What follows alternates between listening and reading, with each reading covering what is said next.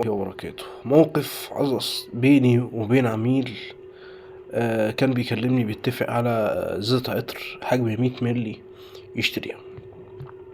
فالمهم انا قلت له حضرتك محتاج نوع ايه؟ فقال لي النوع الفلاني. فقلت له يا فندم السعر بتاعي كذا.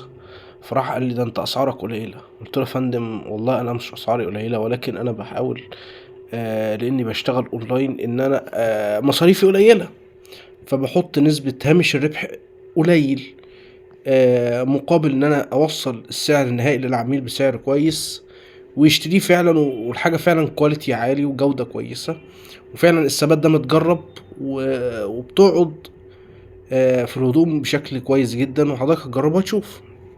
زائد ان انا لما ببيع اي زيت عطر في دايموند فريجرانس بفضل الله سبحانه وتعالى الثقة في المنتج بتاعنا، ان احنا بنبقى مجربينه مرة واثنين وثلاثة. ان حضرتك هتستخدم الازازة العطرية ما عجبتكش حضرتك هترجعها لي، بس عندي شرط في الترجيع ان انت حضرتك ما تستخدمش منها يعني مثلا استخدم 5 مللي من ازازه 100 مللي ماشي، ولو فيها مشكله حضرتك رجعها لي، انما ما تخلصهاش مثلا بعد ما تكون تعرف ان فيها مشكله مثلا للنص وتقول لها رجعها، لان ده طبعا انا مش هقبل بيه. لكن لا، اول ما تحصل المشكله مثلا او في ثبات مش كويس، ده طبعا لضمان المنتج وضمان الشغل بتاعي في الازازه العطريه.